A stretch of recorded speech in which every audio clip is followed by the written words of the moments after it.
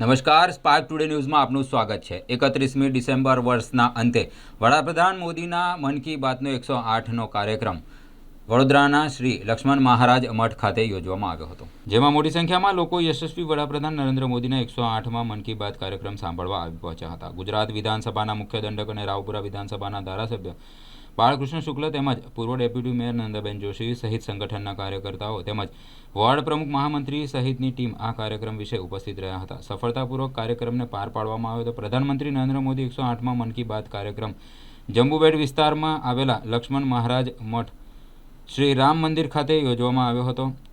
108 એમ્બ્યુલન્સના સેવા કર્મચારીઓનું અભિવાદન પણ કરવામાં આવ્યું હતું। 108 પોતાનામાં રહેલા પવિત્ર પરમાત્મા સુધી પહોંચવાના પગથિયા છે। 108નો ગઢ આંકડો પ્રાચીન ભારતીયોના મત મુજબ ખૂબ જ પવિત્ર છે। તમામ પ્રકારના આધ્યાત્મિક લક્ષણમાં 108ને ખૂબ જ મહત્વ આપવામાં આવે છે। જાપમાળામાં પણ 108 મણકા હોય છે અને મંત્રના આંકડાની બાબતે પણ કહેવાય તો 108 જ મંત્ર જાપવામાં આવે છે। વર્ષના અંતિમ દિવસે એટલે કે 31મી ડિસેમ્બરે વડાપ્રધાન નરેન્દ્ર મોદીએ મન કી બાત કાર્યક્રમ દ્વારા લોકોની સાથે સીધો સંપર્ક સાધ્યો હતો।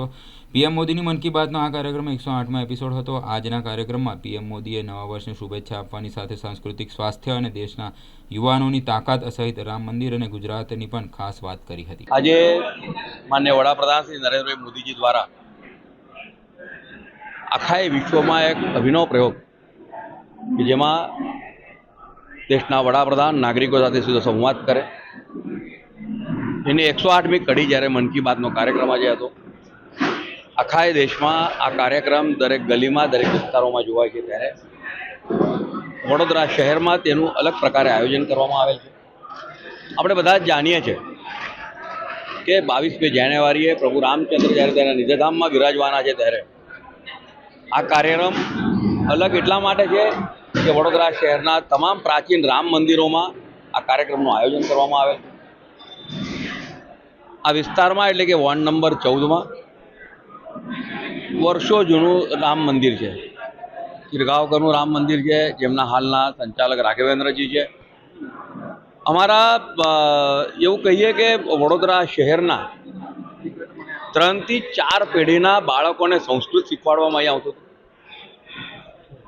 અને અહીંયા જ્યારે આ કાર્યક્રમ રાખવામાં આવ્યો છે ત્યારે આ કાર્યક્રમમાં ખુદ રાઘવેન્દ્રજી પણ ઉપસ્થિત છે, અને તેની સાથે સાથે 108 ગુજરાતમાં અને હવે આખા દેશમાં આ 108 નંબર જેનાથી ઓળખાય એવું મહત્ત્વની ઇમરજન્સી સેવાઓમાં જે વર્ષોથી કામ કરી રહી હોય 108ના 2 ડ્રાઈવરોના જે સન્માન કરવામાં આવે, સાથે સાથે જે સિનિયર સિટીઝન્સ છે આ વિસ્તારના, તેઓને 108 મણકાની માળા અર્પણ કરવામાં આવી। આજના દિવસે વડાપ્રધાન શ્રી નરેન્દ્રભાઈ મોદીજીએ શરીર માધ્યમ ખલું સર્વ સાધે, એટલે કે શરીર સારું હશે તો બધું જ સારું છે, આ મૂળ મંત્રને પ્રતિપાદિત કરતો જ્યારે આ મન કી બાતનો કાર્યક્રમ હતો, ત્યારે અહીંયા આવેલા અને આખા દેશના તમામ લોકો, ખાસ કરીને યુવાનો, આમાંથી એક પ્રેરણા લઈ રહ્યા છે અને પોતાના શરીરની તંદુરસ્તી સાથે મનની તંદુરસ્તીમાં કેમ આગળ વધી શકાય તેના માટે બધા જ આગળ વધીને પ્રયત્ન કરે। ખૂબ ખૂબ ધન્યવાદ। પહેલાં તો બોલીશ કે અમારું સન્માન કરવા બદલ ધારાસભ્ય છે અહીંયા બોલાવીને અમને સન્માન કરવામાં આવ્યું। જ્યારે 108માં જ્યારે ફરજ બજાવવા લોકોની જીવ બચાવતા હા, હોય છે, સન્માન ગર્વ અનુભવ થાય છે અમને।